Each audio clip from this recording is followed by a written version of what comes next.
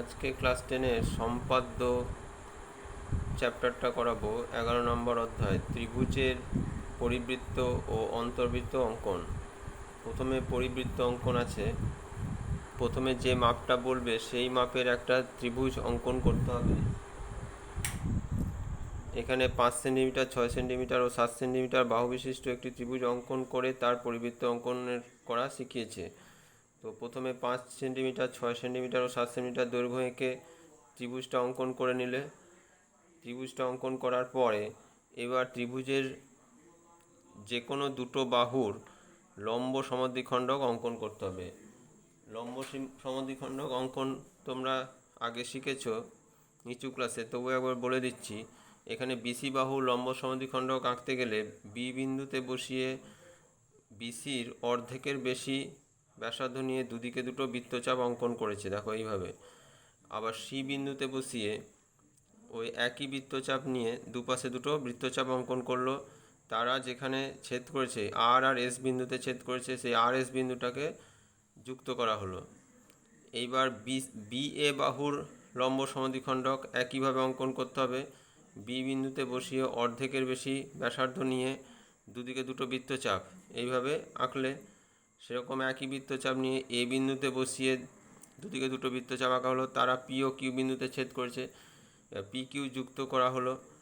এবার এই P Q এবং আর এস যে বিন্দুতে ছেদ করছে সেই ছেদ বিন্দুটার নাম দেওয়া হলো ও। এর এই ও বিন্দুতে বসিয়ে ও এ, ও থেকে এ এই দৈর্ঘ্যটা মেপে নিতে হবে। দিয়ে ও এ দৈর্ঘ্য নিয়ে আমরা যদি একটা বৃত্ত অঙ্কন করি তাহলে দেখা যাবে সেটা এ বিন্দু, বি বিন্দু, সি বিন্দু তিনটে ত্রিভুজের শীর্ষবিন্দু দিয়ে যাচ্ছে। তাহলে এটাই হয়ে গেল ত্রিভুজের পরিবৃত্ত। এবং ওটা হচ্ছে ত্রিভুজের, ওটা হচ্ছে বৃত্তের কেন্দ্র, এটাকে বলা হয় পরিকেন্দ্র। দেখো এই পাতায় পাশে লেখা আছে কেন্দ্রকে পরিকেন্দ্র বলা হয়। এবং এই যে ও এ দৈর্ঘ্যটা, এটা হচ্ছে ব্যাসার্ধ বৃত্তের। ও এ, ও বি, ও সি তিনটে সমান হবে। এই ও এ, ও বি এবং ও সিকে বলা হয় বৃত্তটির পরিব্যাসার্ধ। তো তোমাদের এই ও এ, ও বি, ও সি এরা যেটা ডট ডট দিয়ে যুক্ত করেছে, এটা যুক্ত করার দরকার নেই, এটা প্রমাণটা বুঝিয়েছে বলে ওরা যুক্ত করেছে। তো এইভাবে ত্রিভুজের পরিবৃত্ত অঙ্কন করতে হয়।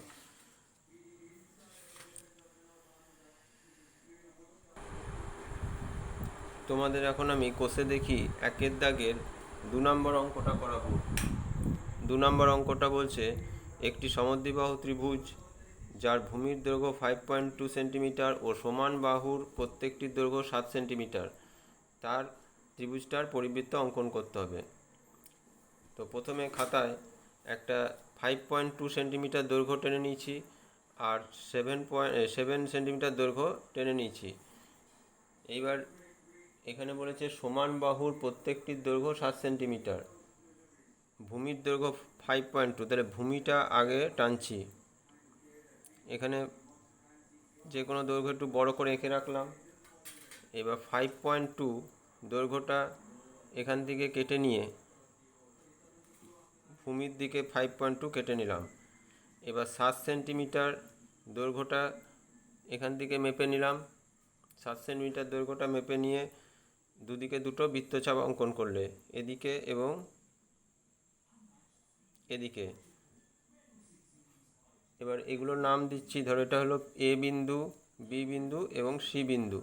এবার এ বি এবং এসি যুক্ত করব।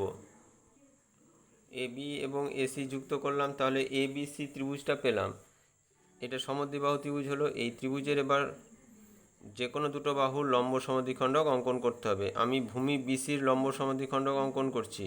বি বিন্দুতে বসিয়ে অর্ধেকের বেশি ব্যাসার্ধ নিয়ে দুদিকে দুটো বৃত্তচাপ অঙ্কন করলাম। আবার সি বিন্দুতে বসিয়ে ওই একই ব্যাসার্ধ নিয়ে দুদিকে দুটো বৃত্তচাপ অঙ্কন করলাম। এইবার এই বৃত্তচাপ দুটো যেখানে ছেদ করছে সেই ছেদবিন্দু দুটো স্কেল দিয়ে যুক্ত করে দিলাম। যুক্ত করে একটু বাড়িয়েও দিতে পারো ওপর দিকে। আচ্ছা, এইবার আমি এ বি বাহুর লম্ব সমদ্বিখণ্ডক অঙ্কন করছি। তাহলে বি বিন্দুতে বসিয়ে এ বির অর্ধেকের বেশি ব্যাসার্ধ নিয়ে দুদিকে দুটো বৃত্তচাপ অঙ্কন করো। একই বৃত্তচাপ নিয়ে এ বিন্দুতে বসিয়ে দুটো বৃত্তচাপ, দুদিকে দুটো বৃত্তচাপ অঙ্কন করলাম।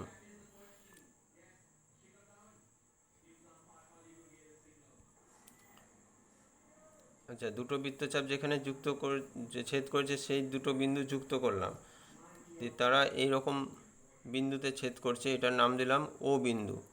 এবার ও বিন্দুতে বসিয়ে ও এ বা ও বি বা ও সি, যে কোনো একটা দৈর্ঘ্য নিলেই হবে, সব একই হবে। ওই দৈর্ঘ্যটা নিয়ে বৃত্তটা এবার অঙ্কন করতে হবে। দেখো, ও এ ব্যাসার্ধ নিয়ে আমি একটা বৃত্ত অঙ্কন করছি, তাহলে সেটা এ বিন্দু দিয়েও যাচ্ছে, বি বিন্দু দিয়েও যাচ্ছে, সি বিন্দু দিয়েও যাচ্ছে। তাহলে এইটা হয়ে গেল পরিবৃত্ত। তোমরা দেখে নাও ভালো করে, আমি একটু এগিয়ে দিলাম। ও হলো ত্রিভুজটির বৃত্তের পরিকেন্দ্র, এবং ও এ, ও বি, ও সি এগুলো হচ্ছে পরিব্যাসার্ধ। এইভাবে ত্রিভুজের পরিবৃত্ত অঙ্কন করতে হয়। সমকোণী ত্রিভুজের ক্ষেত্রেও একই নিয়ম। এখানে একটা দেখো পি কিউ আর সমকোণী ত্রিভুজ দিয়েছে তোমাদের বইয়ের, তার পরিবৃত্ত অঙ্কন করেছে। তাহলে এখানে ভূমি এবং লম্বের সমদ্বিখণ্ডক অঙ্কন করেছে। তারা যেখানে ছেদ করছে সেই ছেদবিন্দুটা ঠিক ত্রিভুজের ওপরেই হবে, কিন্তু এটা সবার ক্ষেত্রেই হবে। সমকোণী ত্রিভুজ হলে সবারই ওখানে পরিকেন্দ্রটা অতিভুজের ওপর হবে। দিয়ে ওই বিন্দুতে বসিয়ে, ও বিন্দুতে বসিয়ে ও পি বা ও আর বা ও কিউ যে কোনো দৈর্ঘ্য নিয়ে বৃত্ত অঙ্কন করলে পি কিউ আর বিন্দু দিয়ে যাবে। আবার যদি ত্রিভুজটা স্থূলকোণী হয়, স্থূলকোণী হলেও এরকম চিত্রটা হবে, দেখিয়েছে। তখন পরিকেন্দ্রটা ত্রিভুজের বাইরে অবস্থিত হচ্ছে। তোমাদের এগুলো অবজেক্টিভে কোশ্চেন আসতে পারে যে স্থূলকোণী ত্রিভুজের পরিকেন্দ্র কোথায় অবস্থিত হয়, ত্রিভুজের ভিতরে না বাইরে? এখানে হবে অবস্থিত হচ্ছে বাইরে। আর সমকোণী ত্রিভুজের ক্ষেত্রে পরিকেন্দ্র হচ্ছে অতিভুজের ওপরে, আর সূক্ষ্মকোণী ত্রিভুজের ক্ষেত্রে পরিকেন্দ্র ত্রিভুজের ভিতরে অবস্থিত হচ্ছে। তো এইভাবে তোমরা ত্রিভুজের পরিবৃত্ত অঙ্কন করতে পারবে। যদি কোণের মাপ দেয় সেভাবে ত্রিভুজ অঙ্কনটা করে নেবে। তারপরে যেভাবে পরিকেন্দ্র অঙ্কন শেখালাম, পরিবৃত্ত অঙ্কন শেখালাম, দুটো বাহুর লম্ব সমদ্বিখণ্ড অঙ্কন করে সেভাবে করতে হবে। এবারে আছে ত্রিভুজের অন্তর্বৃত্ত অঙ্কন। অন্তর্বৃত্ত অঙ্কনের ক্ষেত্রে ত্রিভুজটা অঙ্কন করার পর যে কোনো দুটো কোণের সমদ্বিখণ্ডক অঙ্কন করতে হবে। যেমন এখানে এ বি সি কোণের সমদ্বিখণ্ডক অঙ্কন করেছে, বি বিন্দুতে বসিয়ে একটা বৃত্তচাপ অঙ্কন করেছে। সেই বৃত্তচাপ থেকে আবার দুদিকে দুটো মানে এখানে দুটো বৃত্তচাপ অঙ্কন করেছে। আমি দেখিয়ে দিচ্ছি, তবু এটা একবার দেখে নাও। তাহলে এ বি সি কোণের একটা সমদ্বিখণ্ডক অঙ্কন করলো, আবার এ সি বি কোণের সমদ্বিখণ্ডক অঙ্কন করতে হবে। সেই সমদ্বিখণ্ডক দ্বয় এখানে আই বিন্দুতে ছেদ করেছে। এবার আই বিন্দুতে বসিয়ে বিসি বাহুর ওপর, যে কোনো বাহুর ওপর লম্ব টানতে হবে। সেই লম্ব হলো আইডি। এবার আইডি দৈর্ঘ্য নিয়ে যদি আমরা একটা বৃত্ত অঙ্কন করি, তাহলে সেটা দেখা যাবে যে ত্রিভুজের ভিতরেই হচ্ছে, মানে অন্তর্বৃত্ত হচ্ছে। তাহলে এখানে আইটা ত্রিভুজের কেন্দ্র, এবং এটাকে অন্তর্কেন্দ্র বলা হয়। এবার তোমাদের কোষে দেখি 11.2 একের দাগের 3 অঙ্কটা করে দেখাবো। প্রথমে ত্রিভুজ অঙ্কন করতে হবে যার বাহুর দৈর্ঘ্য 6.2 সেন্টিমিটার এবং ওই বাহু সংলগ্ন কোণ দুটির পরিমাণ 50 ডিগ্রি ও 75 ডিগ্রি। তারপর তার অন্তর্বৃত্ত অঙ্কন করতে হবে। তো আমি এখানে দেখো কোনটা করাচ্ছি, একের দাগের 3-এরটা 11.2 কোষে দেখি। প্রথমে 6.2 সেন্টিমিটার দৈর্ঘ্যটা এঁকে রেখেছি, আর চাঁদার সাহায্যে 50 ডিগ্রি কোণ এবং 75 ডিগ্রি কোণ এঁকে রেখেছি। এইবার ত্রিভুজটা অঙ্কন করতে হবে। তো প্রথমে এখানে আমি একটা যে কোনো দৈর্ঘ্য টেনে নিলাম, দিয়ে 6.2 সেন্টিমিটার দৈর্ঘ্যটা মেপে এখানে কেটে নাও।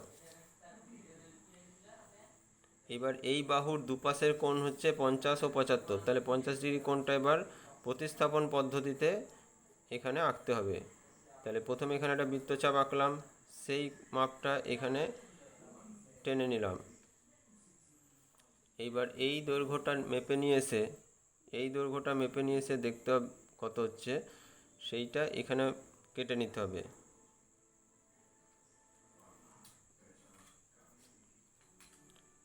এবার এই বিন্দুটার সঙ্গে এই বিন্দুটা যুক্ত করে বাড়িয়ে দিতে হবে। এই দুটো বিন্দু যুক্ত করে বাড়িয়ে দাও। এবার একইভাবে 75 ডিগ্রি কোণটা আমি এই পাশে অঙ্কন করব। 75 ডিগ্রি কোণটা আঁকার জন্য প্রথমে এখানে একটা বৃত্তচাপ নিয়েছি, সেই বৃত্তচাপটা এখানে কেটে নিয়েছি। তারপর কম্পাসটাকে একটু সরিয়ে ঠিকঠাক করে নিয়ে এই মাপটা মেপে নিতে হবে। এই মাপটা মেপে নিয়ে সেই মাপটা এবার এখানে বসিয়ে কেটে নিতে হবে। এইবার এই বিন্দুর সঙ্গে এই বিন্দু যুক্ত করে এদিকে বাড়াতে হবে, তাহলে ত্রিভুজটা পাওয়া যাবে। দেখো এই দুটো বিন্দু যুক্ত করে বাড়িয়ে দিলাম, তাহলে পি কিউ আর ত্রিভুজটা অঙ্কন করা হয়ে গেল। এইবার এই ত্রিভুজের অন্তর্বৃত্ত অঙ্কন করতে হবে। তাহলে আগের নিয়মে যে কোনো দুটো কোণের অন্তঃসমদ্বিখণ্ডক অঙ্কন করব। অন্তঃসমদ্বিখণ্ডক অঙ্কন করতে গেলে আমাকে একটা বৃত্তচাপ আঁকতেই হতো এই বিন্দুতে, এইটাকেই আমরা ব্যবহার করব। যেটা বৃত্তচাপটা আঁকা আছে সেই বৃত্তচাপটা ব্যবহার করবে, তাহলে বেশি দাগ চারিদিকে পড়বে না, জটিল লাগবে না। এইবার এইখানে বসিয়ে এর আবার অর্ধেকের বেশি ব্যাসার্ধ নিয়ে এখানে একটা বৃত্তচাপ, আবার এখানে বসিয়ে এদিকে একটা বৃত্তচাপ অঙ্কন করলাম। ঠিক আছে, দেখা যাচ্ছে। প্রথমে এখানে বসিয়ে, আরেকবার দেখাচ্ছি, এইখানে বসিয়ে অর্ধেকের বেশি নিয়ে এখানে বৃত্তচাপ আঁকলাম এদিকে, আবার এই বিন্দুতে বসিয়ে কম্পাসটা বসিয়ে এইদিকে বৃত্তচাপ অঙ্কন করলাম। এবার কিউ বিন্দুর সঙ্গে এই বিন্দুটা যুক্ত করব।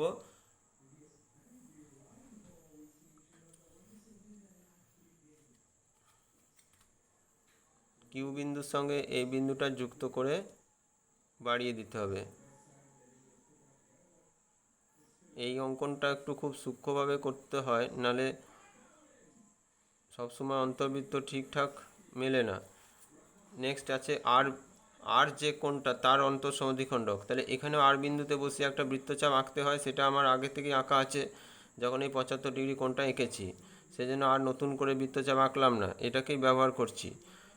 এবার অর্ধেকের বেশি ব্যাসার্ধ নিয়ে দুদিকে দুটো বৃত্তচাপ, এদিকে একটা হলো, এখানে বসিয়ে এদিকে একটা হলো। এবার এই বিন্দুর সঙ্গে আর বিন্দুটা যুক্ত করতে হবে।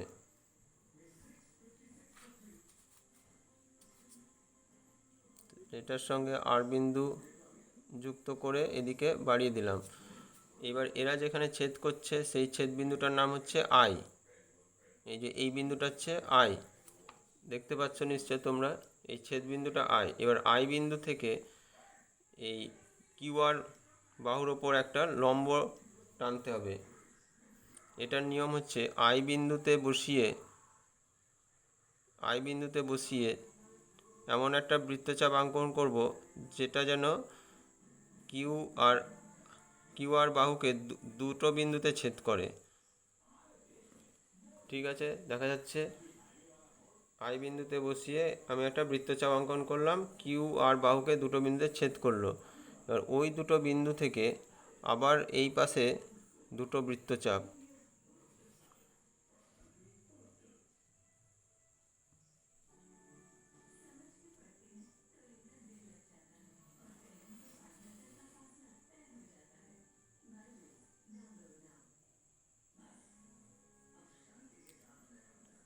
এবার এই বিন্দুর সঙ্গে আই বিন্দু যুক্ত করে দাও।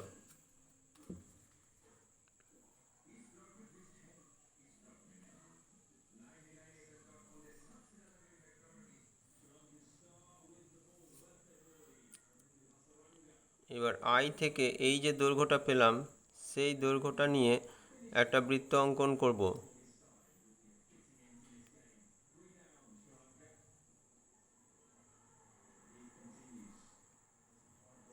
দেখো আই থেকে এই দৈর্ঘ্যটা, এটার নাম দিতে হবে একটা কিছু, ধরো আই এ বা আইএস দৈর্ঘ্যটা নিয়ে একটা বৃত্তচাপ অঙ্কন করতে হবে।